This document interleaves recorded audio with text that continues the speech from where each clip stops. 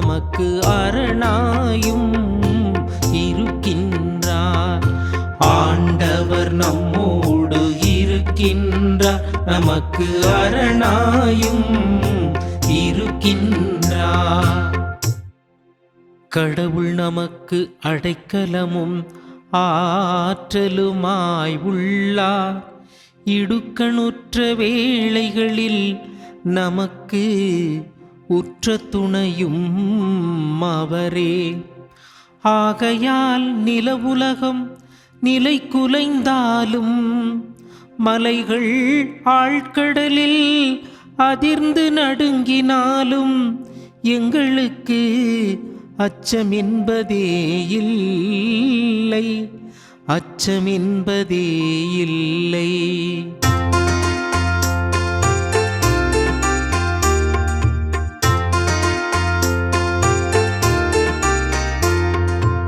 ஆண்டவர் நம்மோடு இருக்கின்றார், நமக்கு அரணாயும் இருக்கின்றார்.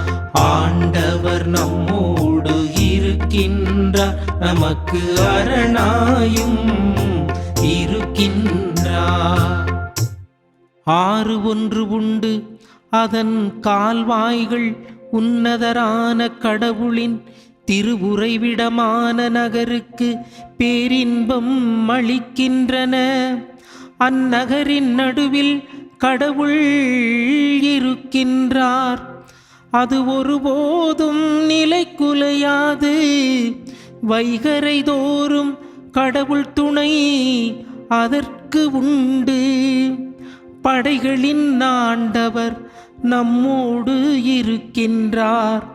யாக்கோபின் கடவுளே நமக்கு அரண். வாரீர், ஆண்டவரின் செயல்களை காணீர். அவர் உலகில் ஆற்றியுள்ள திகைப்பூட்டும் நிகழ்ச்சிகளை பாரீர்.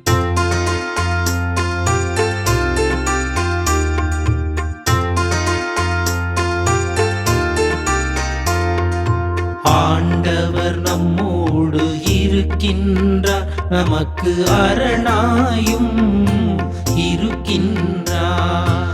ஆண்டவர் நம்மோடு இருக்கின்றார், நமக்கு அரணாயும் இருக்கின்றார். ஆண்டவர் இயேசு கிறிஸ்துவில் மிகவும் பிரியமுள்ள சகோதர சகோதரிகளே, மாதா டிவி நேயர்களே, உங்கள் அனைவருக்கும் வாழ்த்துக்களும் வணக்கங்களும். இன்றைய தினம் ஒரு திருப்பாடல் நிகழ்ச்சியில் நமது தியானத்திற்காக கொடுக்கப்பட்டிருக்கிற திருப்பாடலானது திருப்பாடல் எண் 46. இந்த திருப்பாடல் கிமு 8ஆம் நூற்றாண்டில் இஸ்ராயல்கள் மீது அசிரியர்கள் படையெடுத்து வந்து அவர்களுக்கு பெரும் இடரலை உண்டாக்கின பொழுது, அந்த ஒரு கடுமையான சூழலில் மத்தியிலும் இஸ்ராயலர்கள் ஆண்டவர் மீது இருந்த நம்பிக்கையை குறித்து பாடுவதாக இந்த பாடல் அமைந்திருக்கிறதை நாம் பார்க்க முடிகின்றது. இந்த பாடலுடைய முதல் மற்றும் இரண்டாவது இறை வார்த்தைகளை நாம் வாசிக்கிறோம். கடவுள் நமக்கு அடைக்கலமும் ஆற்றலுமாய் உள்ளார், இடுக்கணுற்ற வேளைகளில் நமக்கு உற்ற துணையும் அவரே. ஆகையால் நிலவுலகும் நிலை குலைந்தாலும், மலைகள் ஆழ்கடலில் அதிர்ந்து நடுங்கினாலும், கடலின் அலைகள் கொந்தளித்து பொங்கினாலும், அவற்றின் பெருக்கால் குன்றுகள் அதிர்ந்து நடுங்கினாலும் எங்களுக்கு அச்சம் என்பதே இல்லை என்று சொல்லி இந்த பாடலானது தொடங்குகின்றது. முற்காலத்தில் மழைகளும் நிலவுலகும் நிலையான ஒன்றாக கருதப்பட்டன. அந்த நிலையான ஒன்றே அதிர்ந்தாலும் பாதிப்பை ஏற்படுத்தினாலும் நாங்கள் அச்சப்பட மாட்டோம். ஏனென்றால் ஆண்டவர் எங்களோடு இருக்கிறார், அவர் எங்களோடு உடன்படிக்கை செய்திருக்கிறார். அவர் எத்தனை இன்னல்கள் வந்தாலும் எத்தனை இடர்கள் வந்தாலும் அவர் மீது நாங்கள் கொண்டிருக்கிற நம்பிக்கையை அது அசைக்க முடியாது என்று சொல்லி ஆண்டவர் மீது கொண்டிருக்கிற நம்பிக்கையை பாடுவதாக இந்த திருப்பாடல் அமைந்திருக்கிறது. தொடர்ந்து நம்ம வாசிக்கிறோம். 6:1 அதன் கால்வாய்கள் உன்னதரான கடவுளின் திருவுறைவிடமான நகருக்கு பேரின்பம் அளிக்கின்றன. அந்நகரின் நடுவில் கடவுள் இருக்கிறார், அது ஒருபோதும் நிலை குலையாது. வைகரைதோறும் கடவுள் துணை அதற்கு உண்டு என சொல்லி இந்த திருப்பாடலின் ஆசிரியர் பாடுகிறார். இதில் குறிப்பிடப்படுகிற நகர் சீயோன் நகர், இறைவன் வாழுகின்ற அந்த எருசலேம் நகரை இந்த வரிகள் சுட்டி காட்டுகின்றன. எருசலேம் நகரில் எந்த ஒரு ஆறும் இல்லாத போதும் இந்த திருப்பாடல் ஆசிரியர் எருசலேம் நகரிலிருந்து ஒரு ஆறு புறப்படுவதாக குறிப்பிடுகிறார். இதற்குரிய காரணம் எருசலேம் ஆலயத்தில்தான், எருசலேம் நகரில்தான் அந்த ஆலயமானது அமைந்திருந்தது.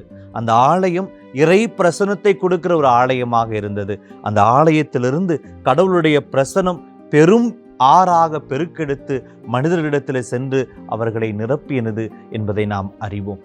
எனவே அந்த எருசலேம் ஆலயத்தையும் எருசலேம் நகரையும் அந்த திருப்பாடலானது சுட்டி காட்டுகிறது. அந்த நகரில் தங்கியிருக்கிற இறைவன் நம்மை ஒருபோதும் கைவிட மாட்டார் என்கிற நம்பிக்கையில் இந்த திருப்பாடலை இவர்கள் பாடுகிறதை நாம் பார்க்கிறோம்.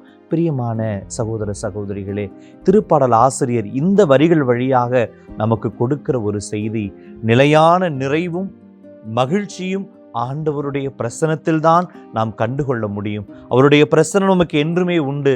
யாரெல்லாம் அவருடைய பிரசனத்தை தேடுகிறார்களோ அவர்கள் நிறைவையும் நிம்மதியையும் மன சமாதானத்தையும் பெற்றுக்கொள்வார்கள் என்பதை இந்த வரிகள் நமக்கு சுட்டி காட்டுகின்றன.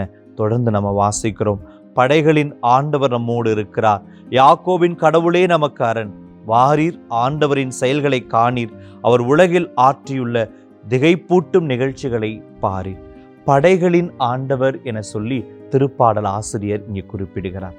விண்ணுலகிலும் மண்ணுலகிலும் இருக்கிற எல்லா படைகளுக்கும் ஆண்டவராய் நம் ஆண்டவர் இருக்கிறார். இந்த உலகத்தின் படைகள் அவரை ஒன்றும் செய்துவிட முடியாது, அவர் மக்களை ஒன்றும் செய்துவிட முடியாது என கூறுவதாக இந்த வரி அமைந்திருக்கிறது. தொடர்ந்து நம்ம வாசிக்கிறோம். யாக்கோபின் கடவுளே நமக்கு அரண். இந்த இஸ்ராயேல் மக்கள் முற்காலத்தில் தங்களை இறைவன் எவ்வாறு வழிநடத்தி வந்தார் என்பதை சிந்தித்து பார்த்து இந்த வரிகளை அவர்கள் பாடுகிறதாக அமைந்திருக்கிறது. முற்காலத்தில் எகிப்தில் அடிமைகளாக இருந்தபோது வல்லமையாய் இறைவன் அவர்களை மீட்டார். அந்த கானான் தேசத்துக்கு செல்லுகிற அந்த 40 ஆண்டுகளும் இறைவன் துணையாக இருந்து அவர்களை பாதுகாத்து அவர்களை வழி நடத்தினார். அப்போ இத்தனை அற்புதங்களையும் அதிசயங்களையும் செய்திருக்கிற இறைவன், முற்காலத்தில் நம்மை பாதுகாத்த இறைவன், நம்மை கரம் பிடித்து வழிநடத்தின இறைவன், இன்று நாம் சந்திக்கிற இந்த துன்பங்களின் மத்தியிலும் நம்மை வழிநடத்துவார் என்கிற ஒரு நம்பிக்கையோடு இந்த வரிகள் எழுதப்பட்டிருக்கின்றன. பிரியமான சகோதர சகோதரிகளே, இந்த திருப்பாடல் இன்னைக்கு நமக்கு கொடுக்கிற, நம்முடைய வாழ்க்கை கொடுக்கிற செய்தி என்ன? முதல் செய்தி, எந்த சூழலிலும் இறைவன் மீது நாம் வைத்திருக்கிற நம்பிக்கையை நாம் இழந்துவிடக்கூடாது. அவர் மீது ஆழமான நம்பிக்கை கொண்ட மனிதர்களாக நாம் வாழ வேண்டும். துன்பத்தின் மத்தியிலும் அவரை இறுக பிடித்து கொள்ளுகிற அந்த மனப்பக்குவம் நமக்கு தேவை. இரண்டாவது, உண்மையான மகிழ்ச்சி என்பது இறை பிரசனத்தில் தான் நமக்கு கிடைக்கும். இறைவனுடைய பிரசனத்தில் நாம் அமர்கிற போது உண்மையான நிறைவையும் மன நிம்மதியும் சமாதானத்தையும் நாம் பெற்றுக்கொள்வோம். மூன்றாவது செய்தி, நம்முடைய வாழ்க்கையில் துன்பங்களையும் சவால்களையும் போராட்டங்களையும் சந்திக்கிற போது நம் வாழ்க்கையில் முன்பு நடந்த காரியங்களை சிந்தித்து பார்ப்போம். நம்மை கரம் பிடித்து வழிநடத்தின இறைவன் இனியும் தொடர்ந்து வழி நடத்துவார் என்கிற உறுதியான நம்பிக்கையோடு வாழ இந்த திருப்பாடல் நமக்கு அழைப்பு கொடுக்கிறது.